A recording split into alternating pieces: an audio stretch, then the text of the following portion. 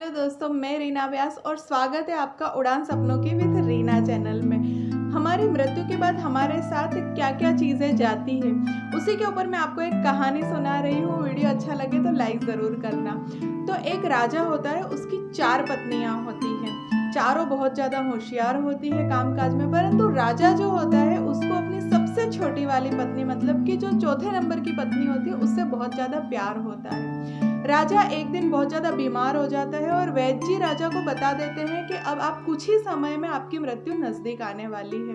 राजा को लगता है मेरे जाने के बाद मैं अपनी धन संपत्ति किसको दूं, चारों रानियों में से कौन योग्य है। तो राजा एक प्लानिंग करता है और चारों रानियों को अपने पास बुलाता है। चारों रानियों को बुला के वो रानियों को कहता है कि देखो, थोड़े दिनों बाद मेरी मृत्यु होने वाली है और मुझे एक सन्यासी ने कहा है कि तुम स्वर्ग में जाओगे, पर तुम अगर चाहो तो किसी एक को अपने साथ ले जा सकते हो, तो वो भी तुम्हारे साथ स्वर्ग में जाएगा, जो भी तुम्हारा प्रिय हो। वो चौथी वाली रानी को बोलता है, देखो तुम मेरी बहुत प्रिय हो, तुम मेरे साथ चलो तो तुम्हें भी स्वर्ग मिलेगा। चौथी वाली रानी मना कर देती है, राजा जी मेरे तो बहुत समय बाकी है, मैं तो बहुत छोटी हूँ और मुझे बहुत सारे काम करने हैं, आपके जाने के बाद मैं आपके साथ नहीं चल सकती। फिर वो तीसरे नंबर की रानी से पूछते हैं, तुम चलो मेरे साथ। वो भी मना कर देती है, मेरे ऊपर भी बहुत सारी जिम्मेदारियां हैं, मैं आपके साथ नहीं चल सकती। वो दूसरे नंबर की रानी से पूछते हैं, दूसरे नंबर की रानी भी मना कर देती है। वो भी यही कहती है कि आपके जाने के बाद बहुत सारी जिम्मेदारियां मुझे निभानी पड़ेगी, तो मैं आपके साथ कैसे चल सकती हूँ। तब पहली वाली जो रानी होती है वो राजा जी को बोलती है कि राजा जी मैं आपके साथ चलने के लिए तैयार हूँ, आप जहाँ ले जाओ, जहाँ रखो, जैसे जो भी आपको सन्यासी ने बोला हो, मैं आपके साथ चलने के लिए तैयार हूँ। राजा जी को बड़ा अफसोस होता है कि मैंने पूरे जीवन भर इन तीनों रानियों पे ध्यान दिया, अपनी पहली वाली रानी पे ध्यान नहीं दिया, फिर भी वो मेरे साथ चलने के लिए तैयार है, वो मुझे इतना ज़्यादा चाहती है। वो अपनी पहली वाली रानी से माफ़ी मांगते हैं और उनको पछतावा भी बहुत ज़्यादा होता है। ये एक कहानी थी, लेकिन ये 4 रानियाँ कौन थी और ये राजा कौन थे?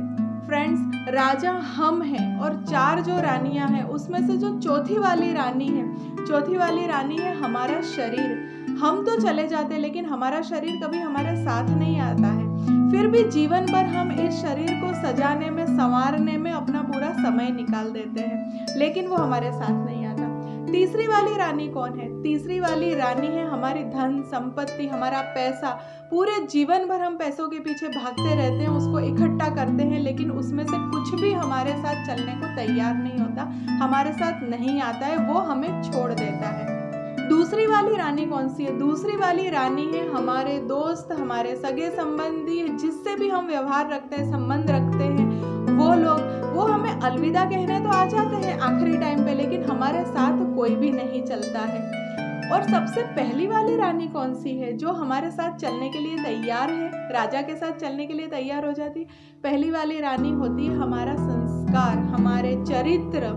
हमने जीवन भर अपने ऊपर क्या ध्यान दिया, लोगों को क्या दिया, अच्छाइयाँ दी या बुराइयाँ दी, हमारा चरित्र, हमारा संस्कार, वो हमारे साथ चलने के लिए तैयार होते हैं और हमेशा हमारे साथ जाते हैं। और हमारे जाने के बाद भी लोग हमारे संस्कारों से, हमारे चरित्र से, हमारे व्यवहार से हमें याद रखते हैं, लेकिन हम उसके ऊपर बिल्कुल भी ध्यान नहीं देते हैं। हम सिर्फ ध्यान इन तीनों चीज़ों पे देते हैं, एक हमारे शरीर को सजाने संवारने में, धन संपत्ति में, और लोगों से मिलने जुलने में, व्यवहार बनाने में हम अपने समय को व्यतीत करते हैं। जबकि इन सब चीज़ों के साथ सबसे ज़्यादा ज़रूरी होता है हमारी खुद की पहचान। मुझे इस कहानी से ये शिक्षा मिली है कि हमें इन सारी चीज़ों को, बाकी जो 3 चीज़ों है, पैसा, दोस्त है, हमारे रिलेटिव्स है, या फिर हमारी हम जो भी आधुनिक चीज़ें हमारे ऊपर यूज़ करते हैं, उसके साथ साथ सबसे ज़्यादा ज़रूरी होता है हमारा चरित्र, हमारे संस्कार और हमारा व्यवहार।